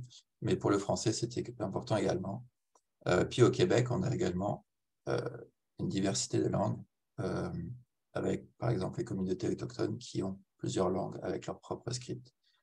Puis ce qu'on peut noter qui est un enjeu sur duquel je voulais parler dans cette ouverture, c'est dans le DNS actuellement, des scripts autochtones ne sont pas supportés du tout. Donc, on a encore du travail à faire si on veut ouvrir le DNS encore plus. Ce sera tout pour moi. Il y a quelques slides par la suite, on pourra en revenir qui sont fournis par ICANN sur les questions, mais je ne vais pas m'étendre dessus. Merci. Un grand merci, cher Julien. Même si ça a été un peu long, mais on n'a pas du tout vu le temps passer. Tu avais une excellente capacité de synthèse, mais surtout de vulgarisation en passant tour à tour les enjeux technologiques, de normalisation sécuritaire, jusqu'à la foire aux questions que tu nous as partagé, l'étude de cas sur le Québec. C'est vraiment très, très riche tout ça. On a pris beaucoup de notes, je pense, et même les personnes qui nous assistent en ligne, les participants, j'imagine, ont pris aussi des notes. Avant d'ouvrir la période justement de discussion suite à cette série d'échanges, je vais donner la possibilité à Adiel qui me l'a demandé, une manière un peu de boucler la boucle puisqu'on avait commencé par lui. Il va revenir peut-être très brièvement sur quelques éléments pour nous parler un peu de concrètement ce que fait l'ICANN et la communauté technique autour de ces enjeux-là. Et ensuite, on va pouvoir donc donner la possibilité aux participants en ligne. Je vois des personnes en France, en Afrique qui sont connectées. Donc, j'imagine qu'on aura au moins une bonne petite demi-heure pour pouvoir enrichir un peu tous ces débats suite à vos présentations très brillantes les unes que les autres. Et donc, Adiel, si tu n'es pas encore en train d'embarquer dans ton avion et que tu as la possibilité de parler là où tu es. Oui, Destiné, si je peux parler, j'espère que vous continuez de m'entendre sans trop de bruit. Euh, euh, je voudrais déjà remercier les panélistes précédents pour leur clarté dans ce qu'ils ont présenté. Je voudrais aborder pour conclure deux sujets. Le premier, par rapport à ICANN. Comme vous le savez tous, pour ICANN, sa responsabilité se situe principalement au niveau de la racine, donc au niveau des TLD. Mais comme vous l'avez vu, la problématique de l'acceptance universelle, elle va au-delà des TLD. Et pour ICANN, c'est aussi un enjeu de sécurité, de stabilité du DNS. C'est vrai que la délégation ICANN a son rôle principal, c'est juste de déléguer les noms, soit des TLD longs, nouveaux, ou basés sur les IDN. Il a aussi le rôle au niveau du LGR, comme l'a montré Julien, qui sont des rôles un peu au niveau policy. Mais ce qui nous pousse à intervenir beaucoup plus activement à la vulgarisation de la problématique autour de l'acceptance universelle, c'est l'impact sécuritaire et résilient qu'il a sur l'opération du DNS. Quand les utilisateurs qui utilisent des identifiants, que ce soit le email ou des sites avec des IDN ou avec des noms de domaine nouveaux qui n'arrivent pas à y accéder, ça pose un problème d'accessibilité. Et ce problème remonte probablement jusqu'au DNS. Julien a parlé des glyphes, par exemple. Quand les mauvais acteurs utilisent des variantes de noms de domaine et utilisent donc des caractères qui se ressemblent pour faire du phishing et ou pour utiliser l'infrastructure de DNS à des fins de malfaisance, ça pose un problème de sécurité. Donc, pour nous, au niveau du CAN, plus il y aura une vulgarisation de l'acceptance universelle, des challenges que ça pose, tant au domaine du côté technique sociétal, plus ce sera le DNS sera sécurisé en général, et mieux ICANN se sentira à l'aise dans son rôle de sécurité et de stabilité du DNS. De l'autre aspect important au niveau de l'acceptance universelle, et vous vous êtes probablement rendu compte de la complexité de la chose. Il y a un aspect technique, et la communauté technique est très active à pouvoir résoudre les différents problèmes au niveau technique, au niveau applicatif, au niveau protocolaire. Mais pour que ça marche, il faut que tous les autres composants autour de l'écosystème puissent également comprendre et promouvoir leur adoption. Les développeurs, autour de la discussion de l'acceptance universelle, les développeurs doivent être là pour qu'ils puissent systématiquement intégrer cette nouvelle façon de pouvoir identifier les noms de domaine ou les adresses email dans les applications qu'ils développent. Utiliser les bonnes librairies qui supportent déjà tout ça. Quand ils développent des formulaires, savoir que maintenant, on ne teste plus sur des adresses email ou des noms de domaine ASCII. Donc, ils ont besoin d'être autour de la table. On a besoin des développeurs, même au niveau plus bas, des outils d'adresse email. Julien, sur son slide 14, je pense, il a montré les différents composants qui interviennent dans l'envoi d'un email. Et tous ces acteurs, tous ceux qui participent à ces développements doivent être autour de la table. Les gouvernements et tous ceux qui définissent des politiques aussi, parce que c'est important, par exemple, pour le développement, par exemple, d'un site gouvernemental, il est important de pouvoir préciser que des adresses email autres que ASCII soient acceptées. Donc, au niveau du développement des politiques aussi, comprendre l'enjeu de l'acceptance universelle est important parce que c'est ça qui permet de pouvoir attirer l'attention et des fournisseurs et des utilisateurs sur la possibilité de l'utiliser. Et finalement, au niveau académique aussi, puisque dans l'éducation, dans l'enseignement des métiers autour de l'utilisation des identifiants, tant au niveau du nom de domaine, donc du DNS, que des adresses email. Déjà, dans le cursus académique, il est important que les étudiants apprennent dès la base qu'aujourd'hui, on peut avoir des identifiants qui ne sont pas que ASCII ou qui ne sont pas représentés que par des caractères à 3 chiffres, à 3 lettres, comme nous le connaissions préalablement. Pour finir, je vais dire que ICANN, au niveau d'ICANN, au niveau des GTLD, ça se passe très, très bien parce que ICANN a déjà dans ses attributions la définition des politiques et des règles pour les GTLD. Il l'applique, il a des processus bien établis pour pouvoir déléguer des noms de domaine autour d'IDN au niveau de la racine. Ça se passe très bien. Au niveau des CCTLD, c'est un peu plus compliqué. On a vu l'exemple du CA tout à l'heure, puisque les CCTLD ne sont pas directement tributaires aux policies d'ICANN. Donc, au niveau des CCTLD, il y a un travail qui est fait. Les CCTLD viennent avec des policies, par exemple. Si un CCTLD veut avoir son nom, son TLD non ASCII, il y a un processus rapide qui a été mis en place pour pouvoir faire cette délégation. Mais tout ce qui se passe après est de la responsabilité des CCTLD, et à ce niveau également, cette sensibilisation à travers, par exemple, le UED aujourd'hui, aiderait également à attirer l'attention des gestionnaires de CCTLD à prendre en compte cette problématique dans la façon dont ils délèguent au second niveau, dans l'objectif d'avoir leur CCTLD traduit en langue locale, pour pouvoir permettre aux populations locales également d'échanger en utilisant des caractères au-delà de l'ASCII que nous utilisons actuellement. Alors, donc, pour nous, c'est un enjeu majeur. ICANN supporte activement l'UASD, le groupe de travail de l'acceptance universelle, qui a fait un travail remarquable depuis plusieurs années.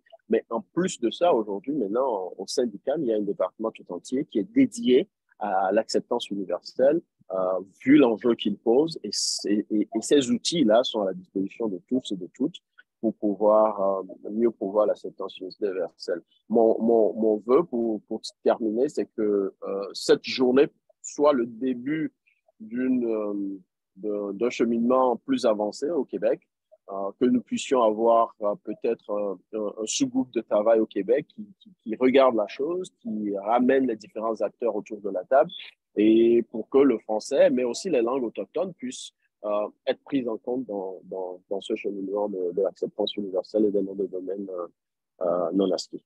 Merci. Merci beaucoup, Adiel, pour toutes ces précisions par rapport aux différentes pratiques au niveau de la communauté et de nous rappeler aussi l'enjeu justement de la prise en compte d'une dimension multipartie prenante. Effectivement, le vœu que tu appelles à la fin, je pense qu'il est entendu et on doit travailler pour pouvoir concrétiser effectivement cette idée de poursuivre un peu tout ça autour d'un groupe de travail, d'un sous-groupe de travail au Québec. Au Québec et par ailleurs aussi dans la francophonie, parce que comme je vous le disais, nous arrivons maintenant à la fin de notre série d'interventions, d'intervenants. Entre-temps, nous avons dû remercier Mme Sabrina Wilkinson du CIRA qui a dû nous quitter en raison d'autres contraintes, obligations, mais elle a laissé son adresse courriel pour tous ceux qui souhaiteraient lui envoyer des questions directement. Donc, on va le partager dans le chat. Alors, là, on a une demi-heure devant nous. J'aimerais pouvoir laisser la possibilité au public présent de pouvoir réagir. Vous pouvez le faire, donc tous ceux qui sont en ligne, soit en levant la main au niveau de réaction et on vous donnerait la parole en vous propulsant au niveau de la scène, ou sinon, vous pouvez aussi directement rentrer votre question dans la partie conversation, discussion, donc dans le chat. Voilà. En attendant.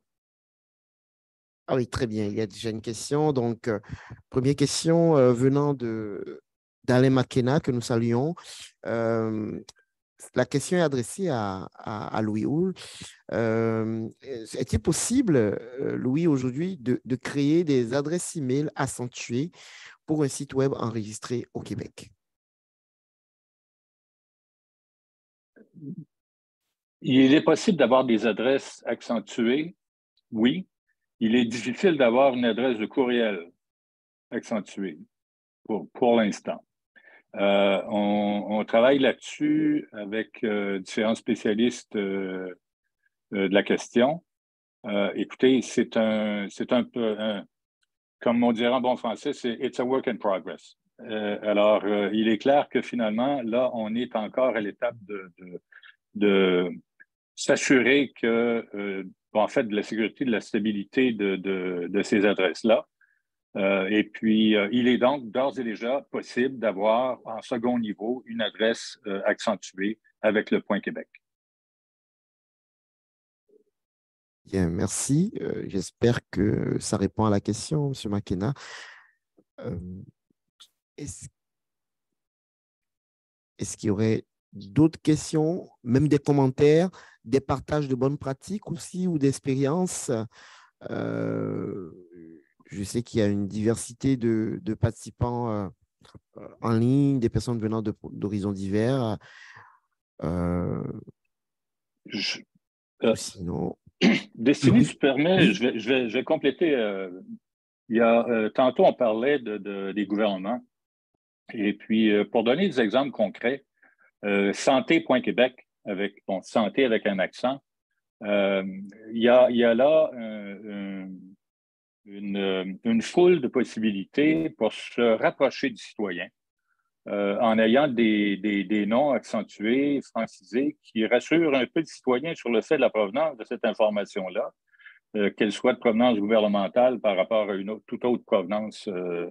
Et là, je parle autant pour le gouvernement fédéral que le gouvernement provincial, mais notamment pour le gouvernement provincial. Je pense que ce serait très important de se pencher sur cette question au gouvernement du Québec. Il y a d'autres secteurs, notamment des acteurs qui utilisent actuellement des adresses présentement, qui utilisent des adresses au second niveau, qui ne sont pas accentuées. Et puis, ça porte un peu à confusion. Est-ce que c'est bel et bien un site qui va me procurer de l'information en langue française ou est-ce autre chose? Et là, ben, je laisse votre imagination ajouter toutes les réponses que vous voulez. Alors, c'est effectivement, grâce à l'acceptation universelle, on entre dans une phase d'internationalisation, soit, mais également de personnalisation en fonction de la culture locale. Et je pense que c'est important de le noter. Absolument, tu Voilà. as tout à fait raison. Et c'est aussi à nos gouvernants de montrer un peu l'exemple et d'aller un peu dans cette tendance un peu disons, décomplexée par rapport aux possibilités techniques quand même qui nous permettent, ne serait-ce qu'au niveau des noms de domaine de second niveau, déjà de commencer par utiliser l'accent, comme tu le disais, de manière personnalisée pour peut-être mieux répondre ou adresser, disons, la reconnaissance peut-être de notre langage, de la manière de la représenter typographiquement en ligne à travers nos noms de domaine. En attendant que quelqu'un d'autre peut-être pose la question. Ah oui, il y avait une question dans le Q&A, oui. Oui, effectivement. Donc, M. Marc Blanchet qui nous pose la question de savoir, toujours par rapport au rôle donc, du gouvernement, est-ce que les systèmes du gouvernement du Québec et du Canada supportent actuellement les IDN et les EAI? Julien, Louis, n'importe qui peut répondre. Hein? Est-ce que les systèmes du gouvernement du Québec et du Canada actuellement supportent un peu… En fait, je répondrai par une question. Cette question-là, ben, c'est celle qu'on a posée au gouvernement. C'est celle qu'on pose au gouvernement canadien, c'est celle qu'on pose au gouvernement du Québec, à savoir si c'est une question qui va simplement pas au-delà du niveau technique. Mais voilà, cette même question-là soulève bien d'autres questions aussi sur, comment dire, l'intérêt, sur le travail qu'il a réalisé, sur la capacité, sur, bon, en fait, on peut s'étendre là-dessus. Et puis, écoutez, je pense que l'invitation est lancée. Pas seulement au gouvernement du Québec, mais au gouvernement canadien. Notamment, je parlais dans ma présentation des adresses électroniques. Ben, c'est un peu gênant. C'est un petit peu gênant de ne pas pouvoir utiliser son nom, ne serait-ce qu'avec un CCD. Bon, Francois puis François, c'est pas pareil. C'est sûr qu'on a comme cette espèce de gymnastique qui fait en sorte qu'on traduit même si c'est en anglais, on traduit en français et puis on s'habitue à ça. On s'habitue à cette mécanique-là. Puis là, je pense que finalement, l'invitation qui est lancée de différentes façons, sur différents tons, ben, c'est maintenant, on y va avec l'universalité, puis la personnalisation ou l'utilisation des noms qui nous sont propres dans chacune des cultures. Merci. Je voulais ajouter quelque chose. Oui, je voulais ajouter quelque chose par rapport à ça. Effectivement, je me suis amusé un peu à tester un peu les sites du gouvernement, puisque je vis au Québec moi-même et au Canada. Les sites gouvernementaux, la plupart ne sont pas du tout compatibles à UA. Il y a quelques services perdus qui vont l'accepter, mais c'est pas vraiment quelque chose d'accepté. Et je pense que c'est une problématique à soulever. Et le problème, même si au niveau, on va dire, des noms de domaine du CA, du Point Québec, les IDN ne sont pas acceptés, au niveau des services rendus au public, ça devient un facteur important puisqu'il va y avoir des gens qui vont utiliser des adresses email, par exemple, ou référencer des sites web qui vont être basés sur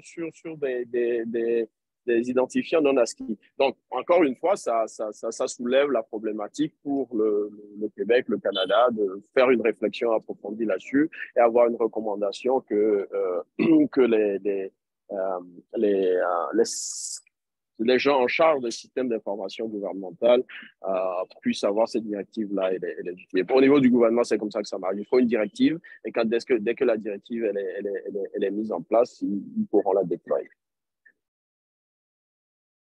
Merci beaucoup, Adiel, pour cette réponse aussi. Je ne sais pas si Julien avait quelque chose à dire, non? Là-dessus? Non, dans la mesure où je ne connais D'accord. pas les systèmes des gouvernements, mais comme le disait Adiel, là, c'est fort probable que ne serait-ce que les sites Internet des gouvernements, de services gouvernementaux n'acceptent pas, par exemple, les adresses de courriel internationalisées. Bien, merci beaucoup. Dans la salle, commentaires? Très bien.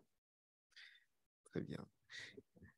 Est-ce qu'il y aurait un aspect, je n'aimerais pas du tout faire de la censure, mais je vois que notre public est toujours aussi attentionné, captif en ligne, donc je relance comme ça. Si quelqu'un a quelque chose à dire, n'hésitez vraiment pas.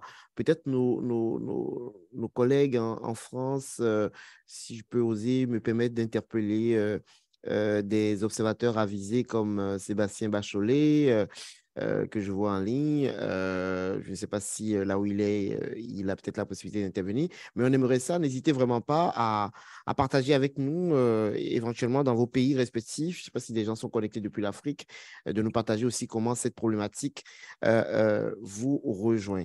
Mais en attendant, je peux aussi peut-être vous permettre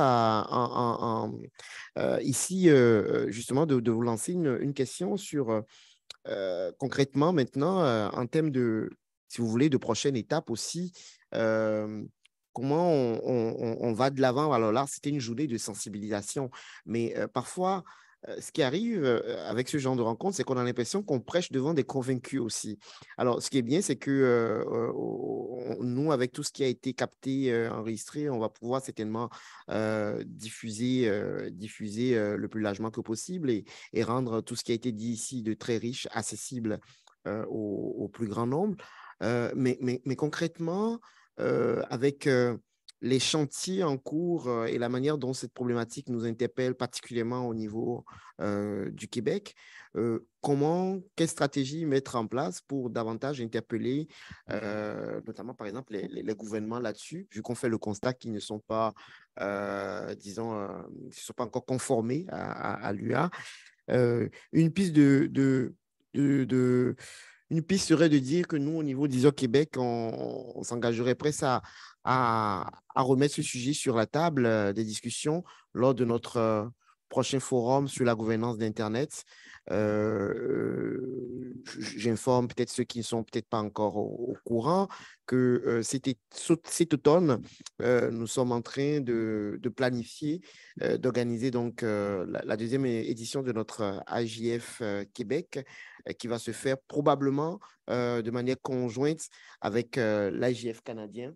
C'est dommage que la représentante du CIRA ne soit plus là, mais il y a des discussions qui ont été amorcées pour donc avoir un gros événement cet automne, probablement en octobre, avant le rendez-vous de Kyoto pour l'AJF, le Global AJF des Nations Unies.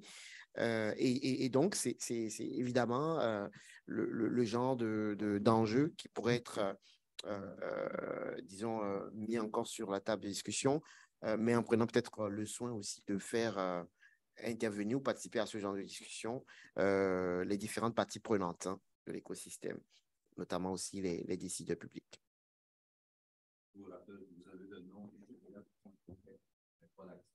C'est vrai.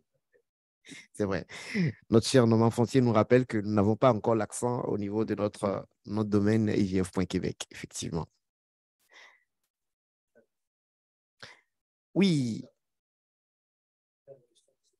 tout à fait. Alors, donc, ça bouge un peu dans notre chat. Alors, Mac qui fait un commentaire important, il dit « Il faudrait mentionner que les langues et écritures autochtones sont supportées dans Unicode et donc dans les IDN.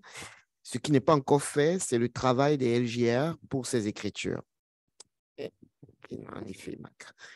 Et Sébastien Fortin, d'un certain point de vue, la question est et demeure comment faire la promotion, donc marketing, qui va rejoindre la population et non seulement un cercle d'initiés.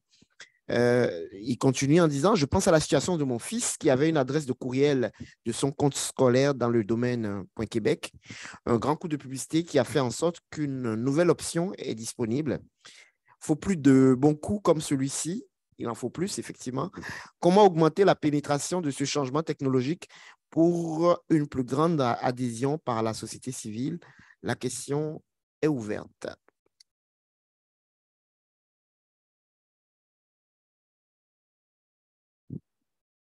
Comment faire pour aller rejoindre le grand public et avoir une plus grande adhésion, notamment de la société civile? Est-ce qu'il y a des alliances à tisser? Que proposez-vous, chers panélistes, au-delà du cercle de la communauté technique aussi? Comment on apporte ce genre de sujet justement auprès du public aussi, du grand public?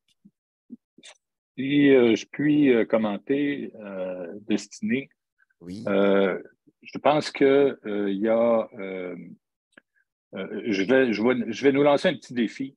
On a beaucoup de travail de sensibilisation à faire auprès de nos, je dirais, de nos intervenants locaux. OK?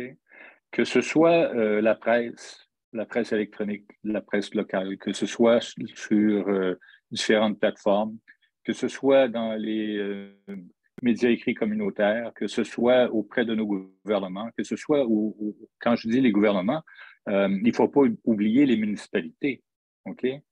Parce que, bon, une municipalité comme Eastman.Québec, là, bon, ben, eux autres, des Eastman Kodak, qui étaient peut-être tannés d'en avoir là, de ces trucs-là chez eux, alors que ça ne les concerne pas du tout. Tandis que la municipalité, elle, évidemment, a une nouvelle image qui, au plan touristique, est très attrayante. C'est comme Hudson.Québec. Il y a quand même 18 noms Hudson ou Hudson, la rivière, etc., au Québec et en Ontario et aux États-Unis. Mais maintenant, la ville, elle, a une adresse qui est beaucoup plus géographiquement localisée et qui sourit beaucoup à cette municipalité-là à divers égards, pas seulement au plan touristique, au plan des coûts de gestion des fois. Alors, il y a un travail à faire là et je pense qu'on a besoin de plus de joueurs dans le giron de l'universalité des adresses.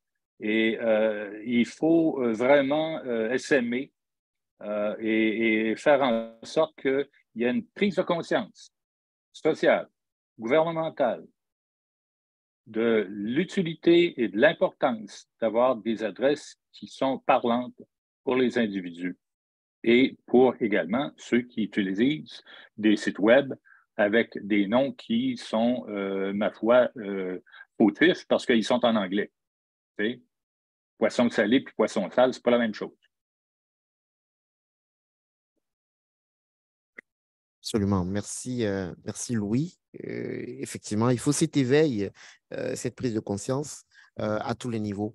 Et pour cela, il faut effectivement continuer à apporter cette problématique-là, mais de manière très vulgarisée pour que les gens ne pensent pas que c'est juste une question de geeks, de développeurs et de personnes qui s'occupent de l'Internet, alors qu'en réalité, on est, en tant qu'utilisateur final aussi, directement concerné. Julien l'a souligné à quel point les enjeux liés à l'acceptation universelle sont des enjeux avant tout très locaux, puisque ça vient rejoindre effectivement la manière dont nous communiquons déjà aussi entre nous à différentes échelles. J'allais dire, ça a beau être local, ça ouvre des perspectives économiques intéressantes, cependant, pour nos entreprises locales, justement. Tout à fait. Au plan technique et au plan business. Tout à fait, tout à fait. On soulignait beaucoup les enjeux de mise en valeur, de visibilité, mais aussi donc d'accessibilité et même de découvrabilité parfois. On a beau dire, et ça c'est un vieux débat, d'ailleurs je ne sais pas qu'est-ce que vous en pensez encore, que oui, en termes de l'impact des accents, de l'accentuation sur le référencement, qu'il n'y aurait aucun problème puisque nos moteurs de recherche et autres déjà ne prennent pas assez en compte, bien évidemment, la question des accents. Mais on se rend compte que de toute façon, pour monsieur, madame, tout le monde, aujourd'hui, faire des requêtes en langage complètement naturel et avec tous les accents tels qu'on prononce, c'est quand même très important pour les gens et des fois, ça peut effectivement avoir des impacts sur ce qu'on trouve en ligne hein, quand on fait nos recherches. Mine de rien, je peux vous dire qu'on fait vraiment, nous, au niveau de notre chaire UNESCO, beaucoup de travaux sur justement la repérabilité, la découvrabilité des recherches qu'on fait en français et ce qu'on reçoit comme analyse et comme résultat analysé, c'est que de plus en plus, il y a quand même effectivement des résultats qui peuvent nous échapper facilement selon la manière dont nos requêtes sont formulées, même si les moteurs de référencement sont assez poussés. Il y a notre ami Sébastien Bacholet qui serait en conduite, mais qui serait ouvert éventuellement, si on lui ouvre son micro, à pouvoir peut-être nous partager un mot.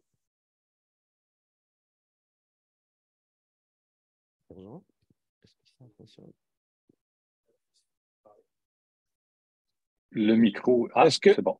Est-ce que vous pouvez m'entendre? On te reçoit 5 sur 5, Sébastien.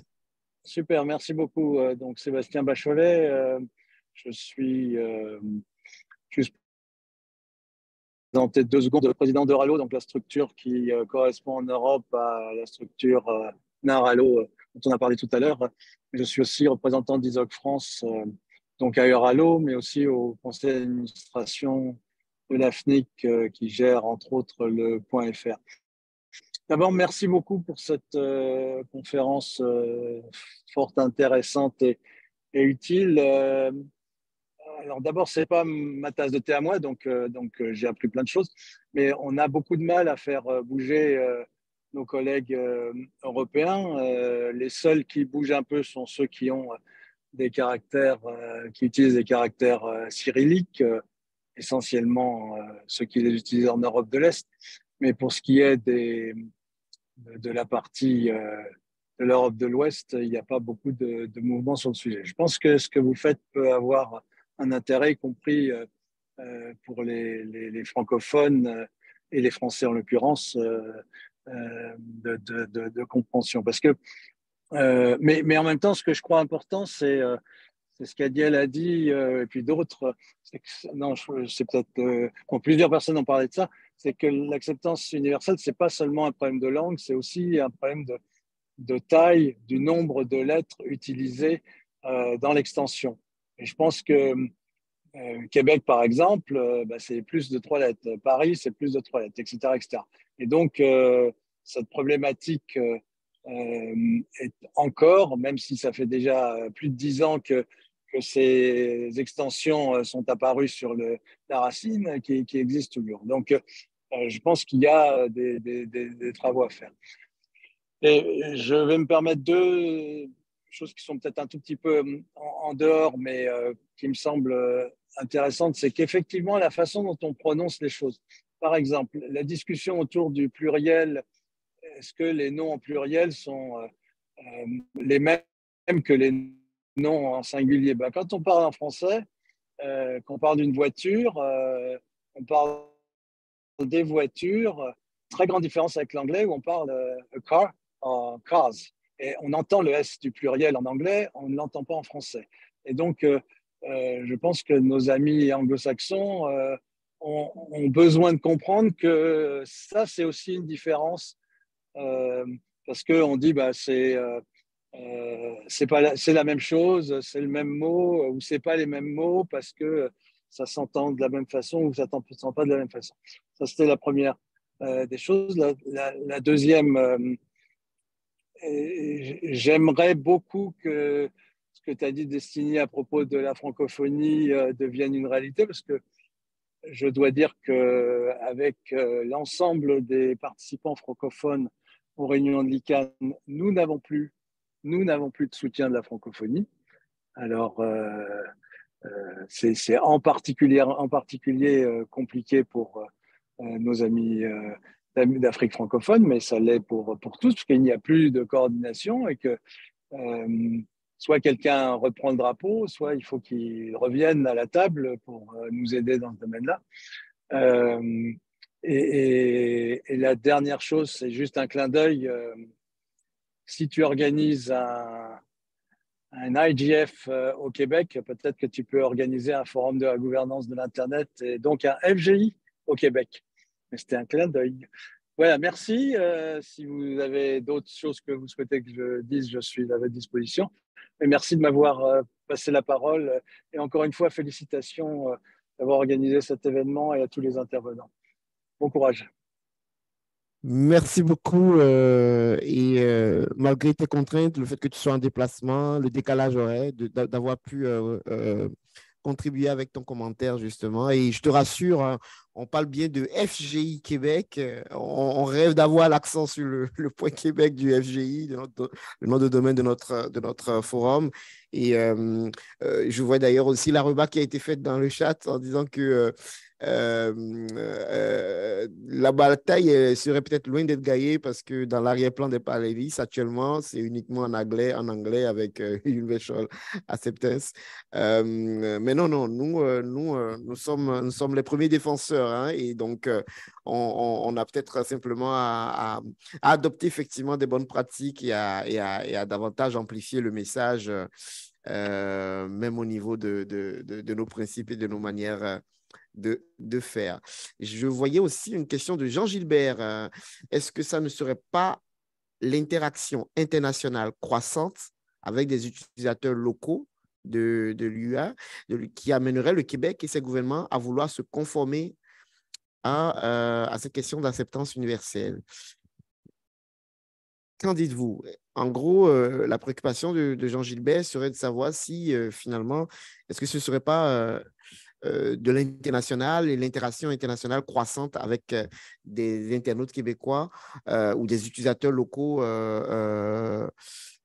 qui sont conformés à l'acceptance, qui amènera finalement le gouvernement et les autorités au Québec à vouloir davantage se conformer.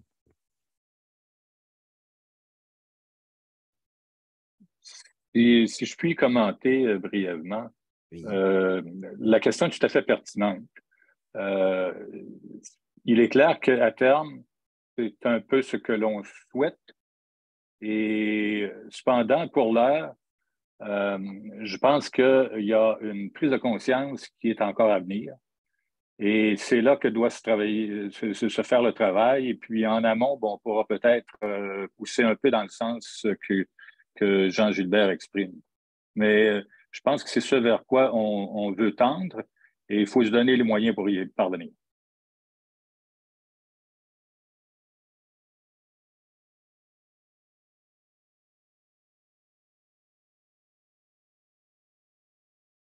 De plus de 3 lettres date de beaucoup longtemps que 10 ans. Par exemple, .info date de 2001 et ça fait 22 ans que les TLDs plus longs que 3 lettres existent aussi. Muséum, entre autres, effectivement. Bon, est-ce qu'il y aurait à ce stade-ci d'autres questions, d'autres commentaires, d'autres réflexions? En fait, peut-être un petit commentaire. C'est vrai qu'il y a bien des choses qui datent de beaucoup dans l'Internet. Il y a des gens qui pensent que l'Internet, ça a commencé en 1993 avec l'arrivée du World Wide Web. Mais Venture puis Bob Kahn, le TCP/IP, c'est en 1972. Absolument, absolument. Un beau clin d'œil à l'histoire et à la confusion que certains font aussi entre le web et l'Internet, le web n'étant qu'un service de l'Internet et récent. Très bien. Oh ben, je vois le temps passer, il est 11h58. Je pense qu'on peut s'autoriser des petits derniers mots pour nos... On va commencer par ceux qui sont en ligne, qui voudraient peut-être nous dire un petit mot. L'avenir, alors, Julien, Louis, si on se projette, quels sont les enjeux à surveiller? À quoi il faut faire attention? Qu'est-ce qu'il faut faire en priorité? Par où on commence demain matin? Ben, je pense que finalement, on vient de faire un premier pas. Ce sont des collaborations comme celle que Isaac Québec a très aimablement acceptée, qu'on va pouvoir nourrir et alimenter le débat. Vous allez le faire encore dans l'IGF et soit dit en passant, si avec l'IGF canadien, vous avez besoin d'avoir un certain nombre de noms de personnes qui se sont déjà commis dans des IGF au Canada et même ailleurs. Je suis disponible pour vous communiquer ce type d'informations-là. Puis, j'aimerais tout simplement dire que il y a quelque chose d'extrêmement novateur dans la perspective qui est la nôtre, en tout cas pour nous, Point Québec, parce que c'est quelque chose d'inédit. Comme le soulignait Marc Blanchet, bon, la longueur d'eux, puis Julien, il a fait une mention aussi. Tu sais, la longueur puis Sébastien Bachelet aussi. Bon, tu sais, il va falloir que quelque part, on accepte le fait qu'il n'y a pas seulement des noms génériques, mais il y a des noms géographiques et qui méritent d'être traités comme tels. Alors, le Point Québec, c'est un nom géographique, c'est pas un nom générique.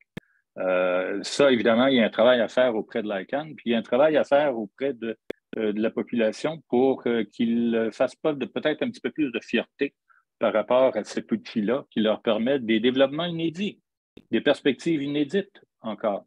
Et je pense que il faut saisir la balle au bon et s'essayer, puis insister pour avoir une adresse comme Point Québec. Là, je prêche un petit peu pour ma paroisse, mais moi, j'ai déjà utilisé Point Québec pour écrire à des gens au gouvernement.